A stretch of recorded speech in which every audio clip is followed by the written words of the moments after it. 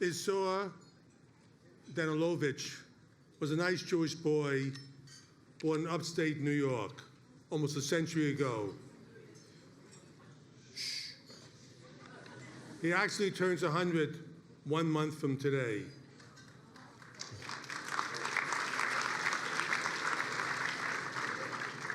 Isur's parents were part of the wave of more than 2 million Jewish immigrants who fled the Tsar's pogroms at the end of the 19th century. These new Americans became unbelievably successful in this new country where everything was possible. They gave back even more to this land in creativity, scholarship, and business. In the following decade, Isur changed his name to Kirk, as in Kirk Douglas, and would go on to become one of Hollywood's icons, making more than 90 films. Kirk Douglas was always proud of his Jewish roots. He was also an early and strong supporter of Israel. Since his first visit there in 1953 to film The Juggler, the story of a Holocaust survivor who lost his Jewishness and finds it again in Israel. In many ways, Kirk Douglas's own life followed that script. 12 years later, he returned to Israel to make the film Cast a Giant Shadow, the heroic story of Colonel David Mickey Marcus. You're not supposed to applaud yet.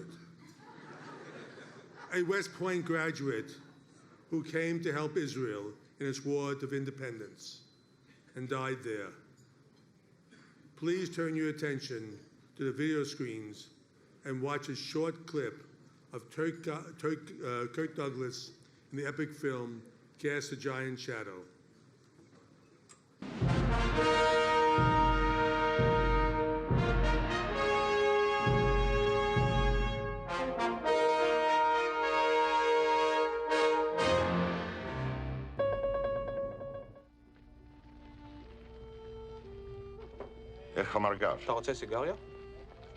The immigrants we hit the hardest.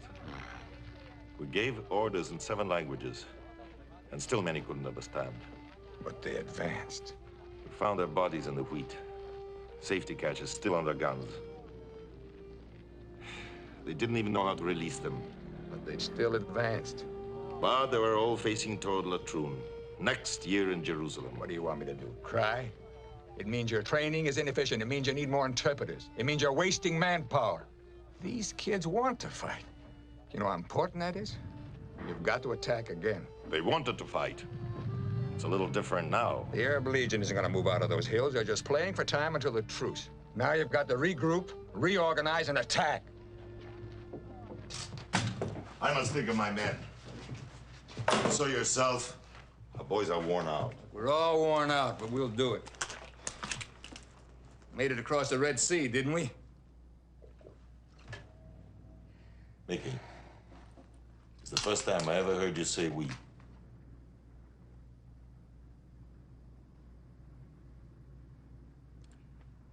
Yeah. You people. Pipsqueak nation. Tin can army that fights with seltzer bottles. We. You know, all my life I've been looking for where I belong, and turns out it's here. The Catskill Mountains with Arabs. You know, I've been so angry at the world ever since I was circumcised without my permission.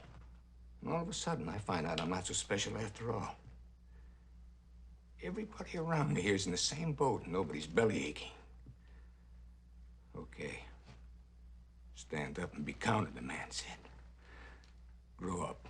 There's more like it. I'm not fighting anymore because I'm ashamed of being a Jew. I'm fighting because I'm stiff-necked and proud of it. Next week, Ash. Next week in Jerusalem.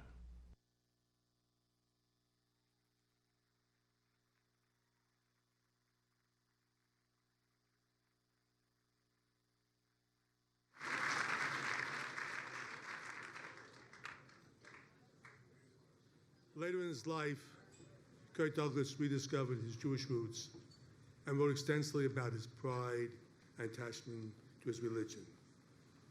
The World Jewish Congress is honored to pay tribute to one of America's and the Jewish people's greatest treasures, Kirk Douglas, with our inaugural Teddy Kollek Award for the advancement of Jewish culture, named after a great mayor of Jerusalem who transformed the ancient city into the modern wonder that is today.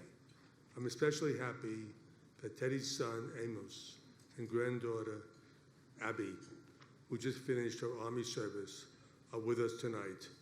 Please stand up.